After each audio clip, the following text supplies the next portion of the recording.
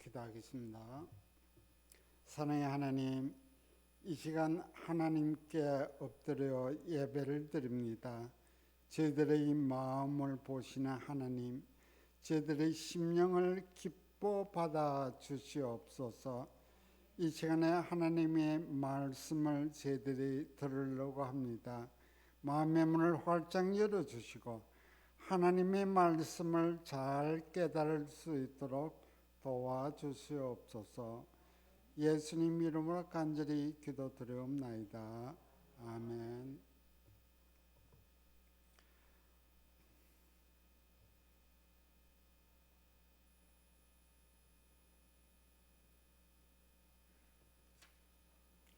자, 오늘은 요한복음 15장 16절 말씀 여러분들이 잘 아실 겁니다. 이 요한복음 15장은요 아주 중요한 말씀으로 되어 있습니다. 우리들이 어떻게 하나님 앞에 서는가, 또 하나님 앞에 서는 우리들이 하나님께 어떤 걸 가져가야 되는가 하는 귀중한 우리들의 삶의 전체를 하나님께서 보여주고 계십니다.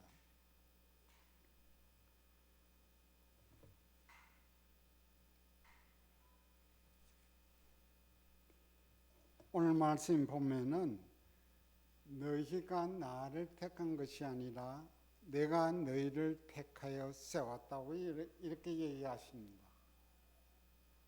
우리는 하나님을 섬기는 사람들입니다. 하나님으로 알고 신앙을 고백하면서 살아가고 있는 사람들입니다. 사람들마다 각자 하나님을 만나는 자리와 만나는 방법들이 다 있습니다. 그러나 우리의 생각하고 성경이 나타내주는 하나님의 생각하고는 다른 데가 참 많다는 것을 우리가 기억해야 됩니다. 우리는 하나님을 만날 때에 또 이 기독교라는 이 종교를 택할 때에 여러 가지 생각들을 많이 하게 됩니다.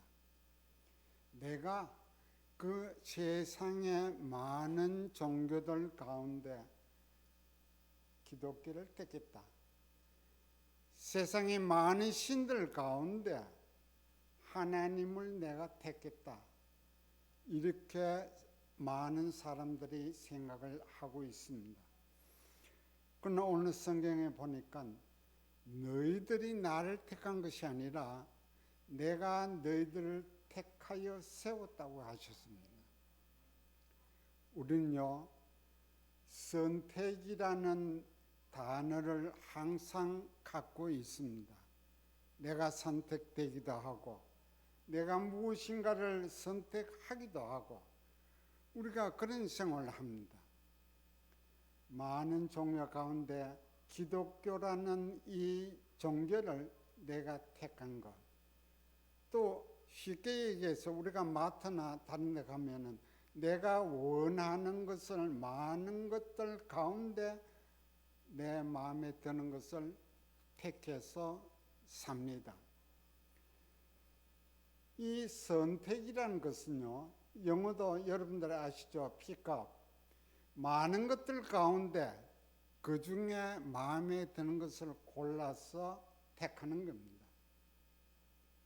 우리가 하나님을 섬기는 사람으로서 세상에 많은 신들이 있지만 그 가운데 하나님을 택했다 하는 것은 하나님이 보시기에 인정하지 않으십니다. 왜요? 하나님께서는 분명히 요한복음 15장 16절에 너희가 나를 택한 것이 아니고 내가 너희를 택하여 세웠다.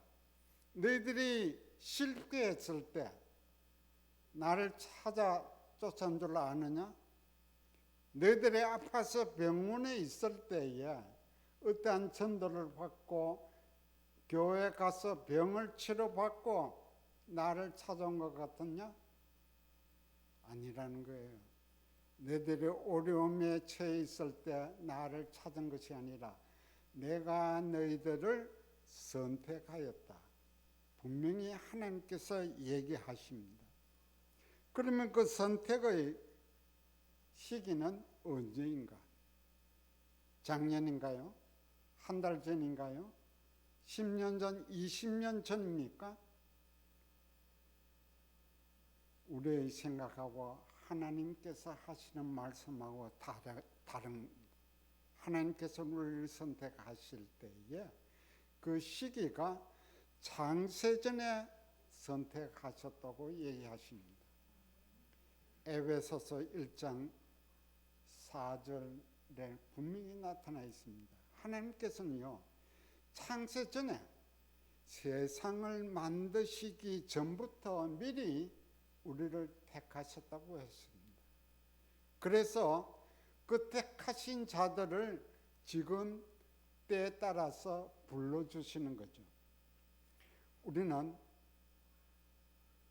하나님께서 오래전에 선택해서 세우셨다는 사실을 기억해야 됩니다.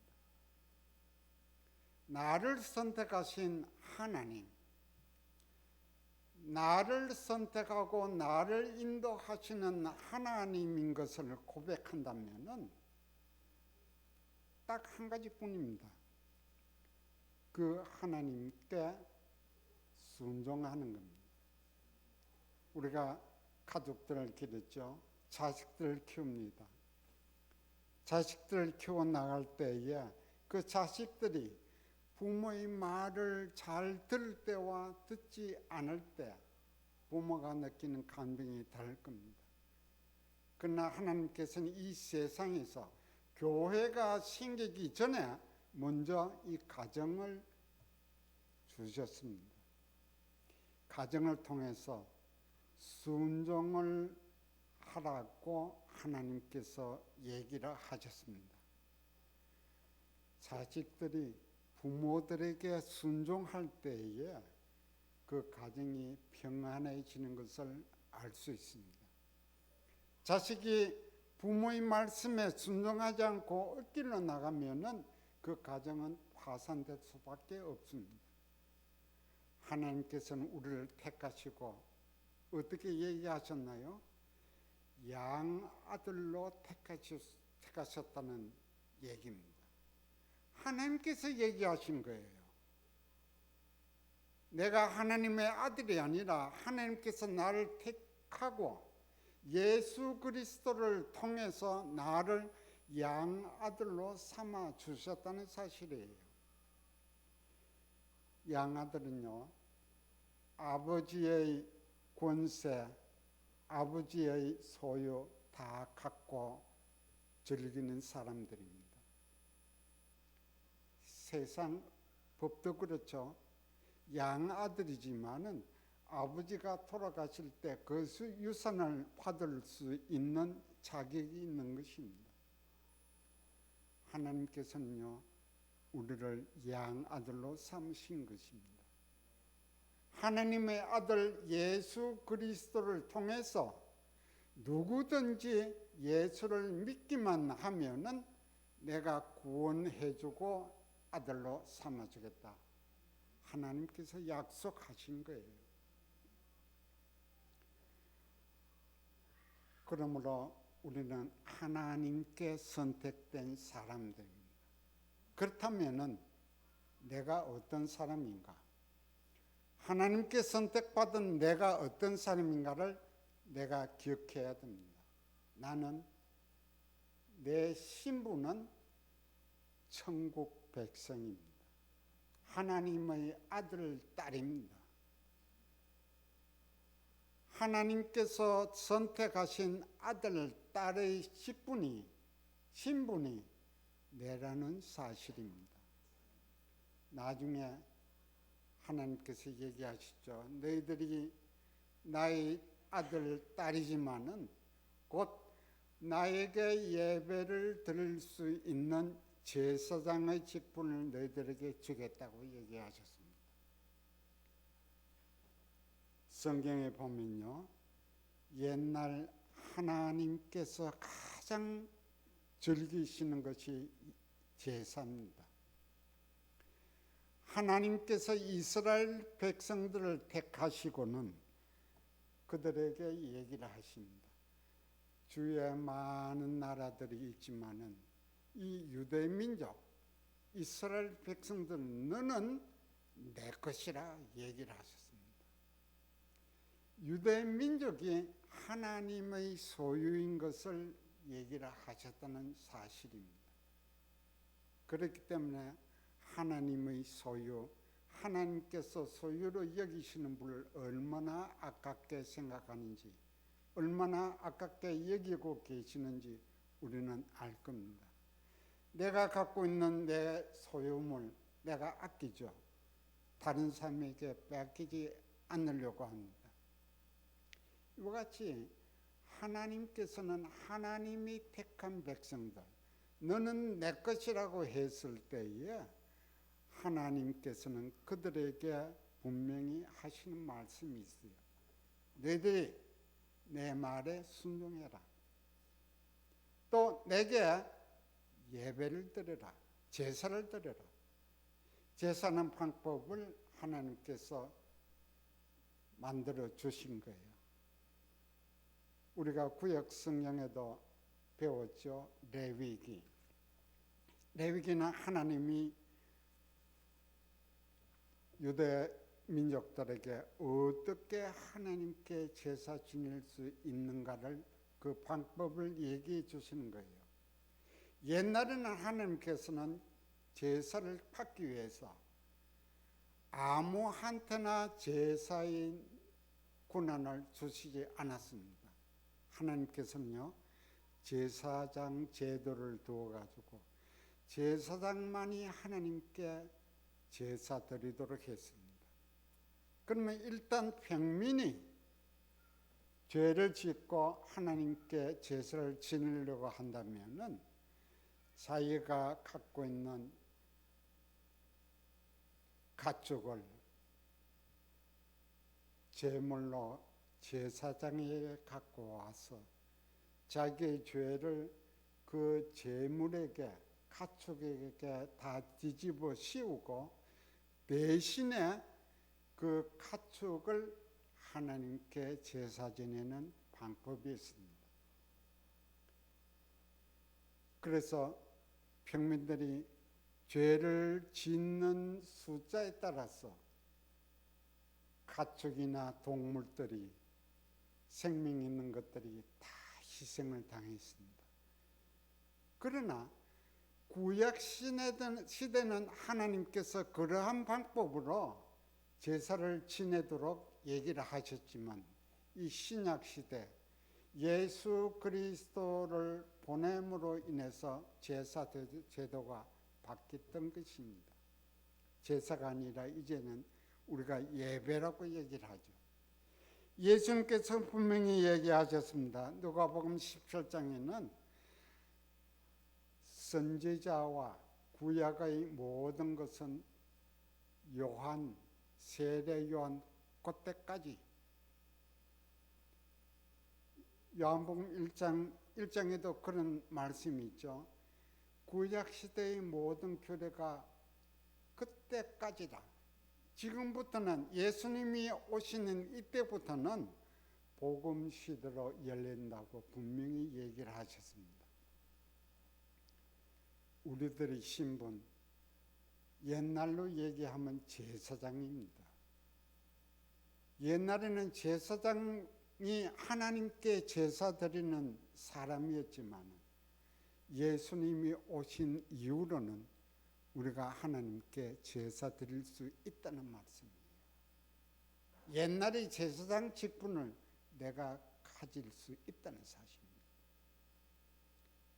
예수님이 사마리아 여인한테 얘기를 했죠. 너희들이 예배할 때 이 산에서도 말고 저 산에서도 말고 예루살렘에서도 말고 예수님이 그 사마리아 여인에게 가르쳤습니다. 어디든지 어느 곳에든지 요즘 얘기한다면은 예배당이 아니더라도 산속기도원이 아니더라도 어디든지 하나님께 예배 드릴 수 있다는 것을 가르쳐 주셨습니다. 우리는 그걸 기억해야 됩니다. 예배는 꼭 어떠한 곳에 가서 예배를 드린다는 그런 생각 버려야 됩니다. 가정에서도 예배 드릴 수 있고요. 교회당에서도 예배 드릴 수 있고요. 길 가다가 길에서도 하나님께 예배 드릴 수 있는 것이 예수님이 오신 이후의 예배의 모습이라는 것을 우리들이 알아야 됩니다. 우리 신부는 하나님의 아들, 딸입니다. 우리의 신부는 천국 시민입니다.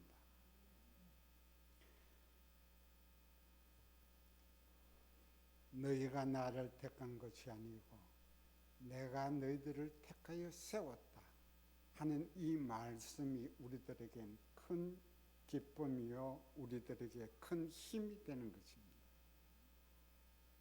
하나님과 나와의 관계가 그게 이 말씀으로 이루어지는 겁니다. 우리가 믿음에 대해서 많이 얘기하죠. 히브리서 11장 믿음에 대해서 설명을 합니다.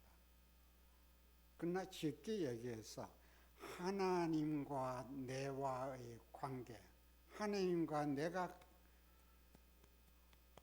밀접한 관계, 이것이 곧 믿음인데 그 믿음의 모습이 어떨까요? 성경은 보이지 않는 것을 보는 것처럼 히브리서 11장을 통해서 얘기합니다만 하나님과 내가 붙어 있다는 사실이에요. 이게 곧 믿음입니다. 아버지와 아들이 길을 걸어갑니다. 아버지 없이 옛날에 아들 혼자 가면은 동네 아이들이 모여서 욕도 하고 구타하기도 하고 돈을 뺏기도 합니다. 그러나 아버지하고 같이 가면은 안전합니다. 동네 학생들이 애들이 얼씬거리지 못합니다. 왜? 아버지와 아들이 손잡고 걸어가고 있으니까. 이것이 믿음의 모습입니다. 그런데요, 아버지와 아들, 하나님과 내가 손을 잡고 가는 이 모습, 이게 믿음이라 했는데 좀 더 신앙의 눈으로 가까이 보면은 누가 손을 잡고 있느냐에 따라서 상황은 달라진다는 사실입니다. 하나님의 손은 오른손입니다. 내 손이 사람의 손은 왼손이라 칩시다. 오른손과 왼손 꼭 붙잡고 길을 가고 있습니다. 그러나요, 그 같은 믿음의 모습은 누가 보더라도 손을 잡고 가까이 걸어가고 있지만 누가 손을 잡고 있느냐에 따라서 다르다는 말입니다. 내가 하나님의 손을 꼭 잡고 갈 때는, 내가 좋을 때는 편안합니다. 무난합니다. 아무데나 갈 수 있습니다. 그러나 앞에 어떠한 장애물이 나타났을 때, 내 생활에서 어려움이 생겼을 때, 또는 내 생활에서 평탄한 길이 열렸을 때 나도 모르게 이 손을 놓쳐버립니다. 그러면 하나님과 나와의 관계는 떨어질 수밖에 없습니다. 그러나 하나님께서 내 손을 꼭 잡고 계시면은요, 내가 길 가다가 돌뿌리에 걸릴까 싶어서 하나님께서 나를 일으켜 주십니다. 길 가다가 어떤 웅덩이를 만나게 되면 하나님께서 나를 번쩍 들어서 웅덩이를 건너갈 수 있도록 만들어 주십니다. 전능자이신 하나님, 나는 약한 사람입니다. 내가 하나님의 손을 붙잡고 내가 하나님을 하나님으로 고백하고 살지만은 하나님 보시기에는 아직도 약한 부분이 있다는 것을 얘기해 주십니다.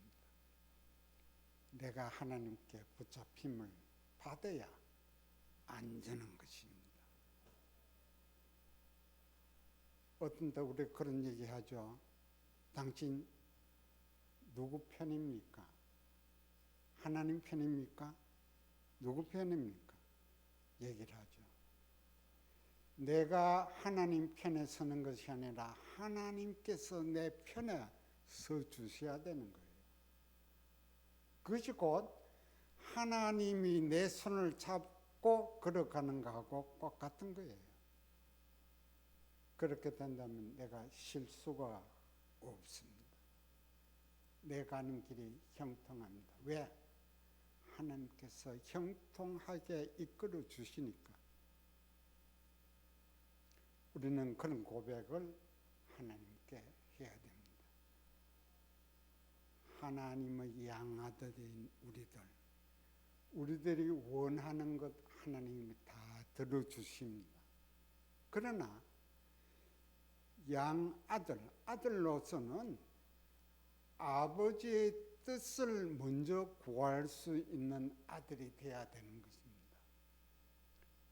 마태복음 6장에 하나님께서 분명히 얘기하십니다. 너희들이 기도해라. 기도한다면 내가 다 들어주마. 그러면서 하시는 말씀이요. 너희들이 기도하기 전에 기도할 내용을 내가 다 알고 있다. 어떤 사람이 얘기를 해요. 왜 하나님께서 아시는데 우리가 하나님께 기도해야 됩니까? 왜 하나님께 기도해야 될까요? 하나님께서 다 알고 계시는데. 부모가 자식이 추우면 떠신 옷을 입히고 더우면 서늘한 옷을 입히고 배가 고프면 밥을 만들어서 먹입니다. 이것이 부모입니다. 자식이 해달라고 하기 전에 부모가 먼저 해주는 겁니다.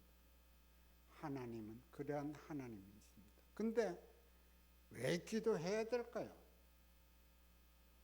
하나님께서는요, 교제를 원하십니다. 우리가 자식을 키울 때에 자식이 아무 말도 안 하고 지낸다고 한다면 그 가정이 얼마나 어둡겠어요. 여러분들의 그 자식이 여러분들의 아버지나 어머니가 말을 안 한다고 그러면은 가족 관계가 서먹서먹해지고 깨어질 수밖에 없는 거예요. 우리가 기도하는 것은 하나님이 우리의 기도를 아시지만은 하나님과 더 가까워지기 위해서 하는 거예요. 우리는 그걸 알아야 됩니다. 내가 기도하기 전에 하나님께서는 아시지만은 하나님과 가까워지기 위해서, 교제하기 위해서 하나님께 기도하는 거예요. 안 해도 어떠한 문제가, 어떠한 목적이 있어가 안 해도 하나님이 아시고 도와주신다는 사실이에요. 그러나 기도는 해야 되는 게 하나님과 가까워지기 때문에 기도를 해야 되는 거예요. 그 대신에 하나님께서 우리들에게 명령하십니다. 너희들이 기도할 때에 나와 교제하기를 원하느냐? 나와 가까워지기를 원하느냐? 그렇다면 너희들이 원하는 것을 먼저 기도하지 말고 그 기도하기 전에 나를 위해서 먼저 기도해라. 그게 뭐냐 하면 마태복음 6장 33절. 너희는 먼저 그의 나라와 그의 의를 구하라. 하나님의 나라와 하나님의 의, 하나님이 어떤 분이시라는 것을, 내가 어떠한 사람이라는 것을 알고 고백하면서 하나님을 찬송하라. 하나님의 뜻이 이루어질 수 있도록 기도해라. 그러면은 너희들이 기도 안 해도 너희들에게 필요한 모든 걸 의식주 내가 다 제공해 주마. 마태복음 6장에 있죠. 공중에 보이는 새를 보라. 들의 백합화를 보라. 하나님이 심지도 않고 기르지도 않지만 그들이 영원롭게 산다는 것을 이해해 주십니다. 그러면서 하나님께서 하시는 말씀이 너희는 먼저 그의 나라와 그의 의를 구하라고 하셨습니다. 우리의 기도가 바로 이래야 됩니다. 내게 필요한 건 많죠. 이 기도에 대해 가지고 이 성경은 여러 가지 방법으로 우리들에게 가르쳐 주시는데요. 우리는 한 곳에 내가 원하는 곳으로 집착하면 잘못된 기도예요. 예수님께서 우리들에게 기도의 본을 보이셨습니다. 첫 번째 뭡니까? 하늘의 뜻이 땅에서 이루어지는 거예요. 하나님 나라가 내 생활에 이루어지는 거예요. 그게 하나님의 뜻이. 그것을 원하는 것이 하나님께서 선택한 자들에게 원하시는 겁니다. 하나님께 선택받은 우리들 어떻게 살아가야 될까요? 한마디로 얘기하면 순종입니다. 순종. 하나님께서는요, 우리들이 살아갈 수 있는 모든 환경을 먼저 만드셨습니다. 창세기 1장에 하나님께서 천지를 창조하시니라 얘기하셨죠. 그러나 더욱더 놀라운 사실은 하나님께서 천지를 창조하시기 전에 우리를 택하셨다는 사실이에요. 만세 전에, 창조 전에 우리를 택하시고 지금 불러주셨다는 사실이에요. 우리는 이렇게 하나님께 선택받은 사람들입니다. 하나님은 천지를 창조하시고 내 몸을 지으신 분인데 전지전능하신 하나님이신데, 그렇다면 나는 어떤 사람인가? 나는 그 하나님 앞에 죄인인 것을 알고 고백해야 되는 거예요. 제가 자주 하는 얘기지만은 이 벽이 깨끗하지요. 깨끗한 벽. 어떤 사람은 페인트를 칠하고 어떤 사람은 벽지를 칠해서 깨끗하게 만듭니다. 그러나 그 벽지를 뜯어내고 페인트 칠을 뜯어내면은 그 속에 뭐가 있냐 하면 더러운 것이 있는 거예요. 다시 말해서 우리의 죄가 거기에 적혀 있다는 사실입니다. 내가 죄를 지을 때마다 벽에 하나씩 전부 낙서가 다 되어 있는 거예요. 그 가운데 하나님께서 우리를 택하시고 너는 내 것이라고 얘기하시면서 그 벽을 하나님께서 도말해 주시는 거예요. 하나님께서 그 벽을 깨끗하게 만들어 주시는 거예요. 그러나 그 벽에 붙은 낙서, 내 죄의 성은 그대로 있는 거예요. 하나님께서는요, 그 죄를 없애지 않고 그 죄를 덮어주시는 도말이라는 행위를 통해서 깨끗하게 만드신다는 사실이에요. 그렇다면 전능하신 하나님 앞에 우리가 엎드려서 예배하고 기도할 때에 하나님, 나는 죄인입니다. 내 근본은 죄인입니다.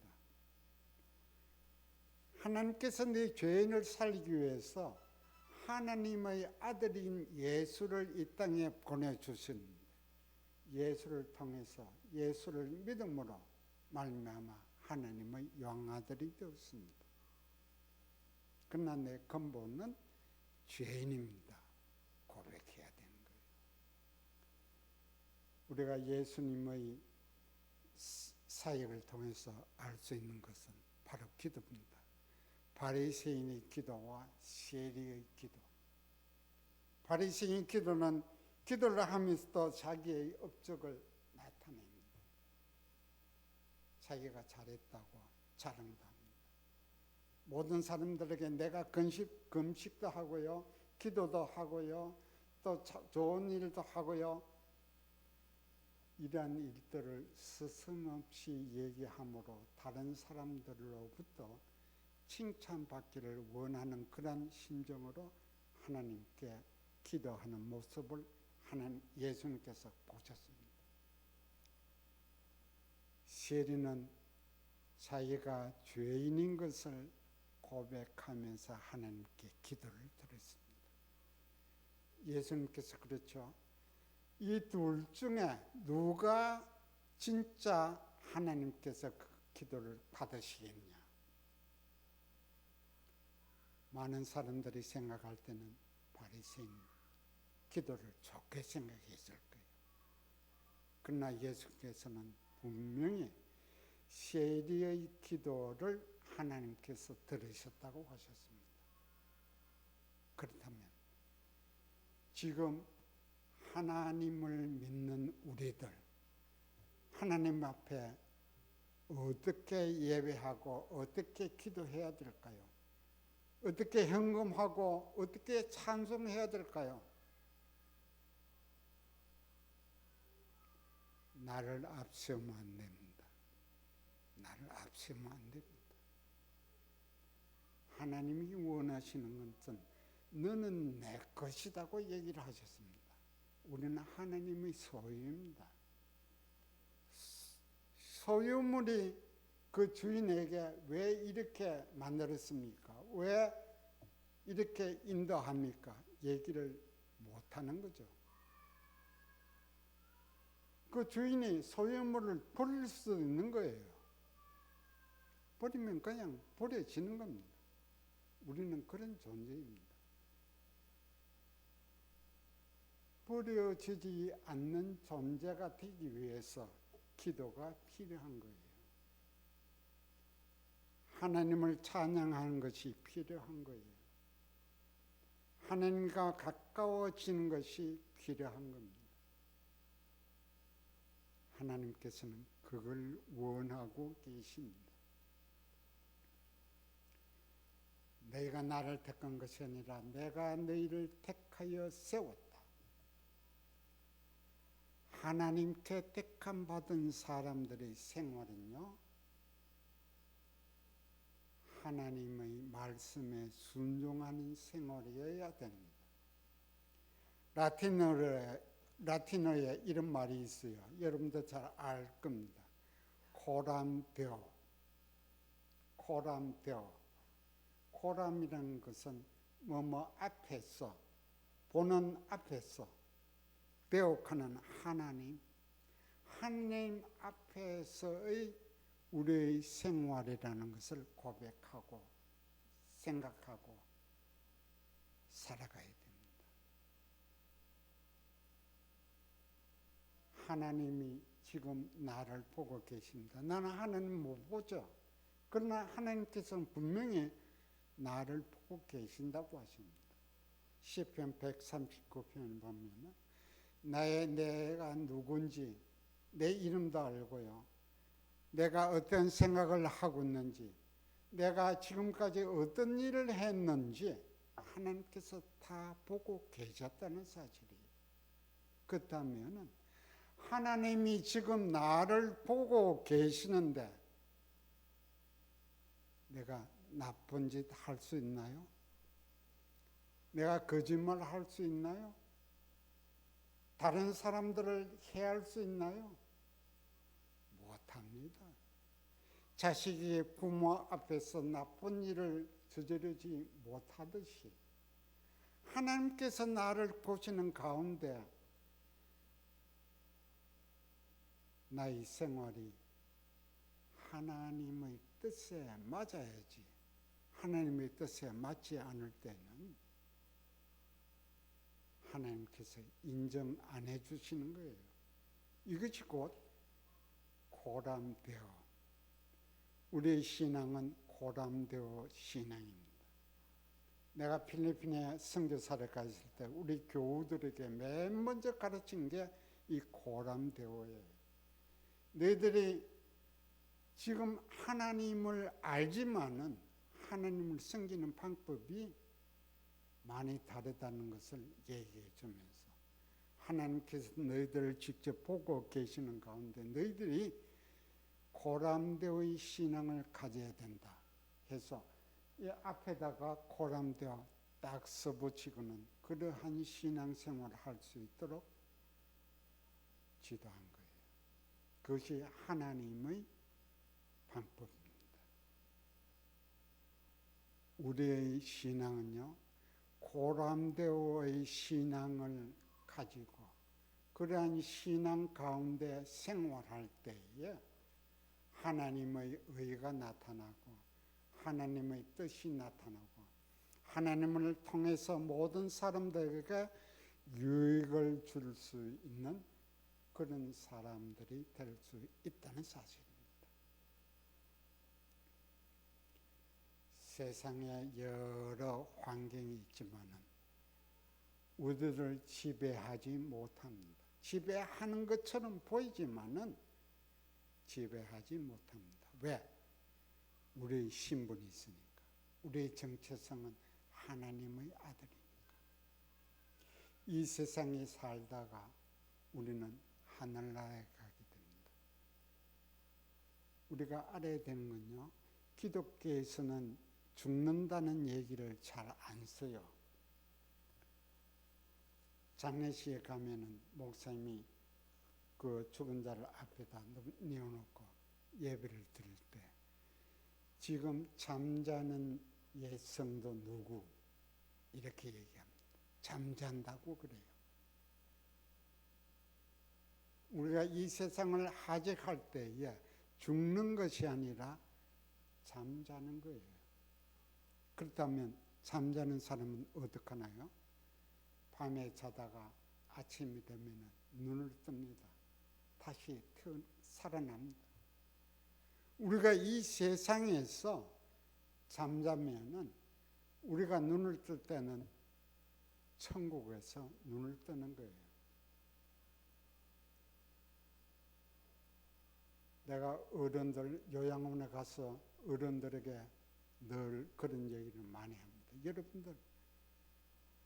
여러분들이 자고 일어나면은 하늘나라에서 일어납니다 하는 긍지와 희망을 그들에게 줍니다. 그러한 생각, 그러한 생활, 그러한 사상을, 신앙을 갖고 하나님을 섬기는 우리들의 삶이 되어야 됩니다.